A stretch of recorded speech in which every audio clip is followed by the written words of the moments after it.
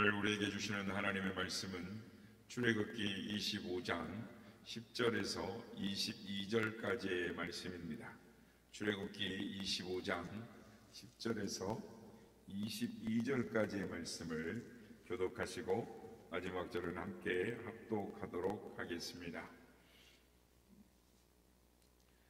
그들은 조각목으로 궤를 짜되 길이는 2규빗 반, 너비는 1규빗 반, 높이는 1규빗 반이 되게 하고 너는 순금으로 그것을 싸되 그 안팎을 싸고 위쪽 가장자리로 돌아가며 금태를 두르고 금고리 넷을 부어 만들어 그 네 발에 달되 이쪽에 2고리 저쪽에 2고리를 달며 조각목으로 채를 만들어 금으로 싸고 그 채를 궤 양쪽 고리에 꿰어서 궤를 매게 하며 채를 궤 고리에 꿰인 대로 두고 빼내지 말지며 내가 내게 줄 증거판을 궤 속에 둘지며 순금으로 속죄서를 만들 때 길이는 2규빗 반, 너비는 1규빗 반이 되게 하고 금으로 그룹 둘을 속죄소 두 끝에 쳐서 만들 때 한 그룹은 이 끝에 또 한 그룹은 저 끝에 속죄소 두 끝에 속죄소와 한 덩이로 연결할지며 그룹들은 그 날개를 높이 펴서 그 날개로 속죄소를 덮으며 그 얼굴을 서로 대하여 속죄소를 향하게 하고 속죄소를 궤 위에 얹고 내가 내게 줄 증거판을 궤 속에 넣으라. 다 같이요. 거기서 내가 너와 만나고 속죄소 위 곧 증거궤 위에 있는 두 그룹 사이에서 내가 이스라엘 자손을 위하여 내게 명령한 모든 일을 내게 이르리라. 아멘. 할렐루야. 우리 예배 가운데 함께 하신 주님을 찬양합니다. 그리고 새벽을 깨워 기도의 향연으로 나오신 모든 성도님들께 하나님의 은혜와 평강이 함께 하시길 기원드립니다. 오늘 본문은 하나님께서 이스라엘 백성들에게 증거궤를 만들라라고 명하신 말씀입니다. 마치 설계도를 주신 것처럼 자세하게 구체적으로 증거궤에 대해 설명을 하고 있습니다. 우선 이 증거궤의 겉모양을 살펴보겠습니다. 증거궤는 이 세 부분으로 나누어지는데요. 상자의 궤짝이죠. 궤 부분과 궤에 덮인 속죄소 부분, 그리고 속죄소 위에 장식되어져 있는 이 그룹 부분으로 이 세 부분으로 나눌 수가 있습니다. 첫째는 아카시아 나무의 일종인 이 조각목으로 만들었고 이 궤의 겉은 순금으로 입혔습니다. 크기가 약 가로가 한 125cm, 이 정도 되겠죠. 125cm, 그리고 세로가 한 75cm, 1규빗 반이니까 팔꿈치가 45cm니까 조금 더 하면 한 75cm, 그럼 그 길이가 이렇게 예상이 되시죠? 그리고 이제 이 높이도 75cm, 그래서 직사각형의 궤인데 어깨에 메어서 운반할 수 있도록 양쪽 네 귀에 옆면에 금으로 싼 조각목, 그 채죠. 금 막대기인데 그것을 꿰어서 달리게 하라 말씀하셨고, 두 번째는 속죄소 궤를 덮는 속죄소 궤가 있는데 그 위를 덮는 뚜껑입니다. 덮개인데 이제 크기 가로 세로가 똑같죠. 그래서 이 덮개도 순금으로 만들었습니다. 그리고 그룹 둘은 이 덮개 위에 장식을 해 두었는데, 그룹이라는 것은 요한계시록도 에스겔서 이런 내용을 보면은 하나님의 보좌를 보호하는, 지키는 천사들인데요. 이 그룹들이 속죄소 양 끝에서 이 양 날개로 속죄소를 이렇게 다 감싸면서 지키고 보호하는 그런 모양으로 만들어 있습니다. 이것도 역시 순금으로 이렇게 만들었습니다. 그 다음에 이제 증거궤 안에 이 담아 보관하는 것들을 한번 살펴보겠습니다. 오늘 본문에는 모세가 시내산에서 하나님의 율법을 받아서 십계명 돌판 두 돌판을 넣어두라라고 말씀하셨습니다. 그런데 이제 민수기와 이 히브리서를 보면 증거궤 외에 그러니까 십계명 두 돌판 외에 아론의 쌍난 지팡이 그리고 만나를 담았던 금왕하리를 넣어두었다라고 말씀을 하고 있습니다. 아마 처음에는 증거궤 안에 십계명 두 돌판을 넣었다가 하나님께서 명하시면서 두 개는 순차적으로 들어갔습니다. 그리고 이제 이것을 중요한 것이 이 증거궤를 보관한 장소입니다. 하나님께서 이 증거궤를 성막 안에 가장 성스러운 곳인 지성소에 보관하라라고 명령하셨습니다. 그래서 이 지성소에는 오직 이 증거궤만을 보관하도록 되어 있습니다. 그러니까 우리가 이제 살펴보겠습니다만은 이 분향단, 그러니까 성소 안에는 등대가 있고 떡상이 있고 분향단이 있는데, 그리고 그 안에 지성소가 있습니다. 그 지성소에는 오직 이 증거궤만 들어가게 되어 있습니다. 그런데 하나님께서 왜 이 증거궤를 만들어라라고 하셨을까요? 도대체 이 증거궤가 무엇이기에 이것을 만들어서 지성소에 두어라라고 명령을 하셨을까요?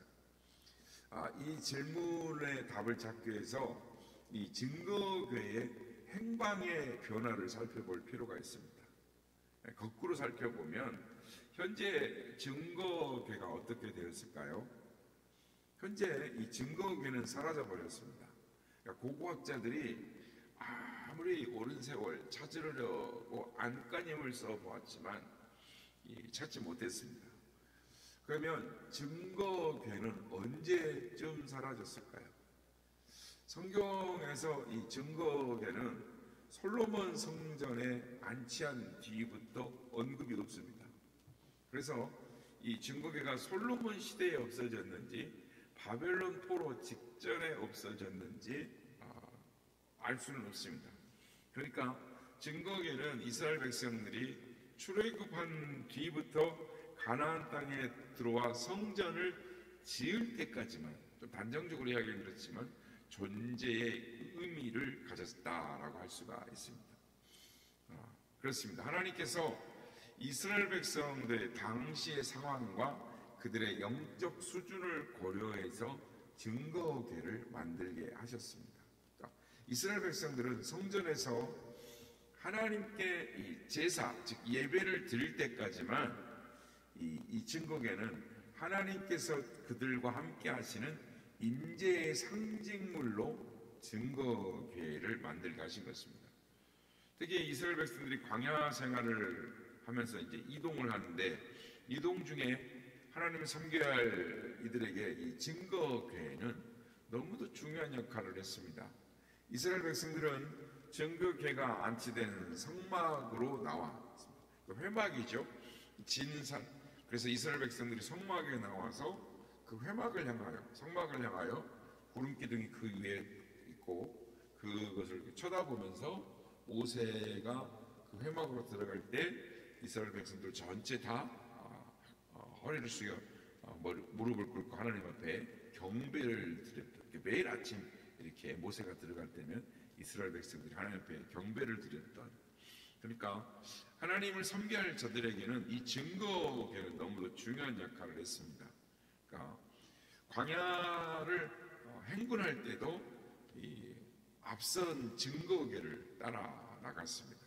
그러니까 증거궤는 하나님께서 이스라엘 백성들과 함께 하시는 눈에 보이는 구체적 증거였던 것입니다. 그러다가 이제 솔로몬 시대에 성전이 세워졌고 증거궤는 그 성전 안 지성소에 안치가 됩니다. 이스라엘 백성들은 더 이상 증거궤를 볼 수가 없게 되었습니다. 그러니까 이제 성전이 이전에는 증거궤가 하나님의 임재의 상징이었다면 이제는 성전이 하나님의 임재의 상징이 되었습니다. 그리고 예수님께서 이 세상에 오신 이후에는 이 성전조차도 더 이상 하나님의 임재의 상징의 역할을 하지 못했습니다. 그러니까 영으로 진리로, 그러니까 영과 진리로 예배하는 시대가 열렸기 때문입니다. 그래서 성령 강림으로 인하여 하나님의 임재는 성전이 아니라 영과 진리로, 그러니까 우리 모든 성도들의 심령 속에 함께 하시는, 찾아오신, 임재하신 하나님을 체험할 수 있게 된 것입니다. 그렇다면 오늘 본문의 증거궤는 오늘 우리에게 어떤 의미가 있을까요? 말씀드린 대로 우리에게 증거궤는 더 이상 필요하지 않습니다. 그래서 우리에게 어떤 직접적인 의미는 없습니다. 그러나 하나님께서 이 증거궤를 통해서 이스라엘 백성들을 예배하는 백성으로, 그리고 하나님의 통치를 받는 하나님의 백성으로 세우시기 위해서 역사하신 일들은 여전히 우리에게 아까 증거궤를 통해서 역사하셨던 그 일들은 우리에게 중요한 영적인 의미, 중요한 메시지를 주는 것입니다. 오늘 이 시간에는 이 증거궤를 통해서 우리에게 주시는 하나님의 은혜를 묵상하고자 하는 것입니다. 먼저 증거궤를 자세히 살펴보면 가장 중요한 부분이 이 덮개 부분입니다. 그러니까 이것을 이제 순금으로 만들게 했는데 그곳의 이름을 속죄소라고 불렀습니다. 그러니까 하나님께서 이 속죄소라는 말은 하나님께서 이스라엘 백성들의 죄를 사해 주시는 자리라는 뜻입니다. 다른 말로 이것을 이제 시은좌라고 합니다. 무슨 말이냐면 하나님께서 이스라엘 백성들에게 은혜를 베푸시는 자리, 그러니까 죄를 사하시는 자리, 은혜를 베푸시는 자리라는 것입니다. 그렇습니다. 증거궤는 하나님께서 하나님의 임재를 상징하는 자리로 만들게 하신 것입니다. 그래서 구약성경에 이 증거궤를 하나님의 임재를 상징한다는 의미로 또 다른 이름이 있습니다. 하나님의 궤라고 합니다. 하나님의 궤, 하나님이 임재하셨다, 하나님 오셨다, 그래서 하나님의 궤라고 합니다. 그러니까 이스라엘 백성들은 이 하나님의 궤가 있는 성막에서 제사를 드리면서 그곳에서 하나님의 임재를 체험할 수가 있었습니다. 그리고 이스라엘 백성들은 하나님의 궤가 인도하는 길을 따라가면서 하나님의 임재를 체험할 수가 있었던 것입니다. 여러분, 이 중요한 것은 이스라엘 백성들이 하나님의 임재를 체험하면서 놀라운 능력을 덧입게 되었다. 이스라엘 백성들은 430년 동안 애굽에서 노예로 살았던 사람들입니다. 그러니까 430년 동안 살면 어떻게 될까요? 뼛속까지 노예의 근성이 자리 잡고 있습니다. 우리나라는 36년 일제 잔재가 지금도 남아있듯이 430년이면 그들의 정신과 그들의 내면에 노예 문화, 노예 근성이 뼛속까지 들어가 있는 것입니다.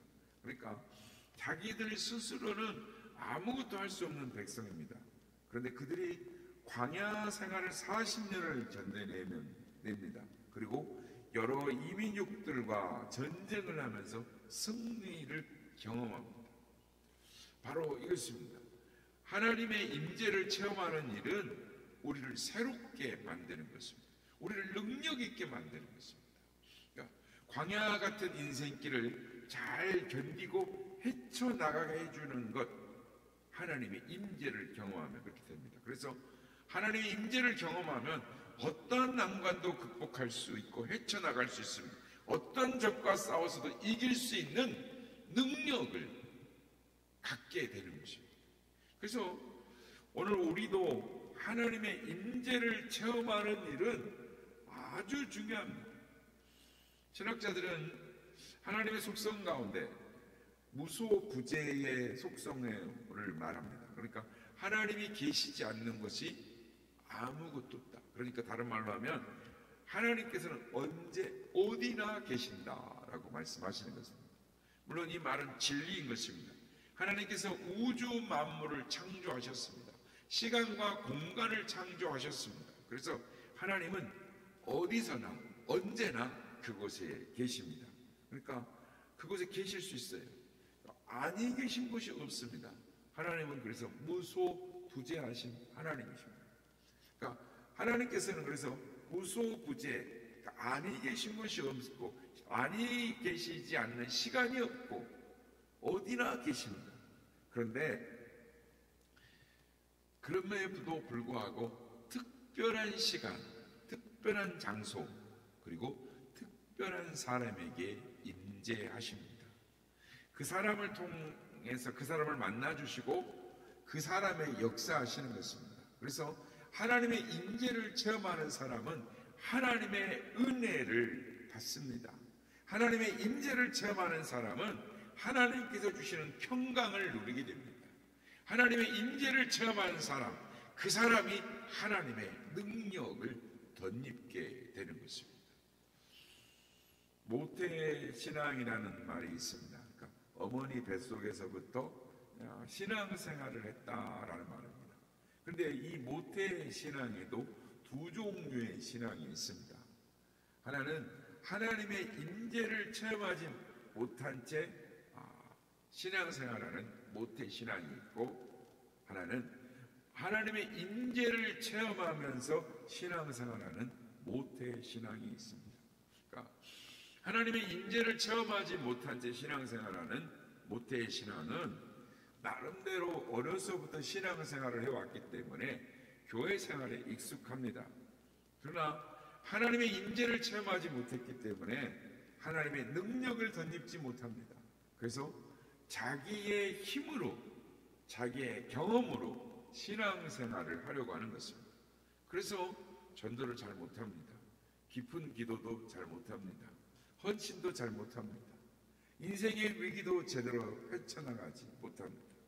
그래서 늘 입으로 못해 이렇게 말합니다. 그러다 보니까 모태신앙을 모태신앙이다라고 희화시킨 모태신앙이 된 것이죠. 사랑하는 여러분, 하나님의 임재를 체험하며 살아가야 하는 것입니다. 예배를 드릴 때 예배 현장에서 하나님의 임재를 체험할 수 있어야 하는 것입니다. 기도를 드릴 때 기도의 골방에서 하나님의 임재를 체험할 수 있어야 하는 것입니다. 말씀을 묵상할 때 말씀과 함께 하나님의 임재를 체험할 수 있어야 하는 것입니다. 하나님의 임재를 체험할 때 위기와 고난을 극복할 수 있는, 그 무엇과도 싸워 이길 수 있는 능력을 덧입는 하나님의 은혜를 갖게 되는 것입니다. 바라기는 하나님의 임재를 사모하는 우리 모두가 되시길 바랍니다. 하나님의 임재를 체험함으로 말미암아 능력을 덧입고 승리하는 신앙생활을 하는 우리 모두가 다 되시기를 예수님의 이름으로 축복합니다. 예수가 함께 계시네. 시험이 오라고 내 기쁨에도 넘치니 예수를 위해 삽시다. 날마다 주를 섬기며 언제나 주를 드리고 그 사랑을 살면서 당일로 갑시다. 이 세상 사는 동안에 주님 좁아하면서 구하는 공작 주시니 예수를 위해 삽시다. 날마다 주를 섬기며 언제나 주를 드리고 그 사랑하는 살면서 딴 길로 가지 맙시다. 없어도 예수는 나의 친구네. 불의한 죄를 버리고 예수를 위해 삽시다. 날마다 주를 섬기며 언제나 주를 기리고 그 사랑 안에 살면서 한 길로 가지 맙시다. 주께서 심판하실 때 사랑과 칭찬하리니 이러한 상도 갚도록 예수를 위해 삽시다. 날마다 주를 섬기며 언제나 주를 기리고 그 사랑 안에 살면서 딴 길로 가지 맙시다. 아멘. 하나님의 임재를 체험하며 살아가는 승리의 신앙을 우리에게 주시옵소서. 이렇게 기도하기 원합니다.